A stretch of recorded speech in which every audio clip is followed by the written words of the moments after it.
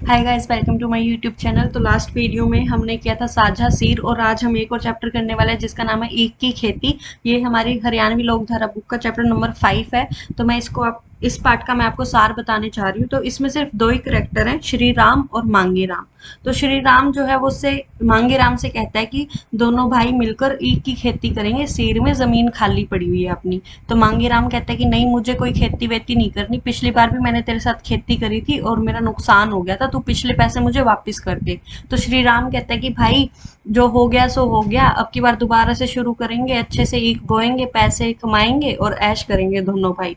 तो मांगे राम कहता है कि नहीं, मुझे ईख वगैरह नहीं बोनी, मुझे सीर सूर का काम ना तो समझ आता और ना मैं करना चाहता।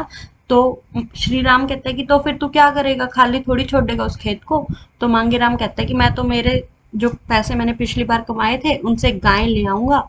तो श्री राम कहता है कि तो भाई तू गाय लाकर क्या करेगा। तो मांगे राम कहता है कि मैं गाय लाकर ना, जो मेरी जमीन है वहां पर गौशाला खोलूंगा। तो श्री राम कहता है कि ऐसे ही तुझे गौशाला खोलने कौन देगा। तो मांगे राम कहता है कि क्यों, मुझे कोई गौशाला क्यों नहीं खोलने देगा। तो श्री राम कहता है कि अगर वो किसी खेत में घुस गई तो मांगे राम कहता है कि अगर वो किसी खेत में घुसेगी तो जिसका जो खेत जिसका है, जो मालिक है, वो अपने अपने खेतों को संभालो। तो फिर श्री राम कहता है कि फिर तो आली गाय तेरी, ऐसे तो कोई भी नहीं घुसने देगा, क्योंकि उन दोनों का जो खेत है वो बिल्कुल सीर का होता है, मतलब कि आधा पार्ट उसका होता है और आधा उसका होता है। तो श्री राम को सबसे ज्यादा डर होता है कि अगर ये गाय ले आएगा तो मेरी ईख खा जाएगा। तो ऐसे कर कर वो दोनों लड़ने लग जाते हैं।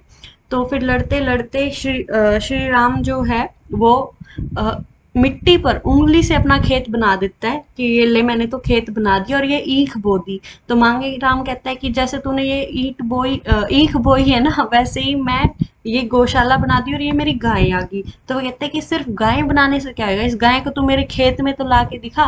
तो वो पत्थर उठाकर और उसके जो उसने हाथों से खेत बनाया था उसमें डाल देता है और कहता है ले, मेरी गाय तेरे खेत में आ गई। तो ये वो ऐसे काल्पनिक लड़ाई लड़ने लग जाते हैं और वो काल्पनिक लड़ाई एकदम से ही हाथापाई में बदल जाती है। तो जो श्री राम होता है वो मांगे राम की पिटाई कर देता है अच्छे से।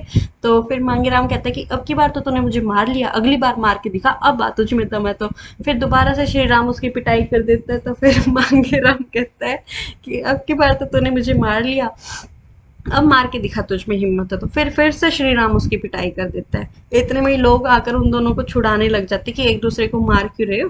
तो मांगे राम उसे कहता है कि तूने मुझे यहाँ तो मार लिया, तूने मेरी यहाँ तो बेइज्जती कर ली, अब मैं तुझे कोर्ट लेके जाऊंगा, कोर्ट में तुझे देखूंगा। तो श्री राम कहता है कि ठीक है, मैं भी देख लूंगा तेरी कोर्ट कचहरी वगैरह को, यहाँ भी तेरी सुताई करी और वहां पे भी तुझे मैं देख लूंगा। और इसी के साथ हमारा ये लेसन खत्म हो जाता है। तो इस लेसन से हमें ये सीखने को दिया गया कि कैसे छोटी छोटी बातों पर हम कितना ज्यादा लड़ाई करने लग जाते हैं और ये देखते ही नहीं है कि रियलिटी क्या है। वो दोनों काल्पनिक लड़ाई करते करते एक दूसरे को हाथापाई पे आ गए थे। तो हमें ऐसा नहीं करना चाहिए। और आज की वीडियो अगर आपको अच्छी लगी हो तो please like share and subscribe.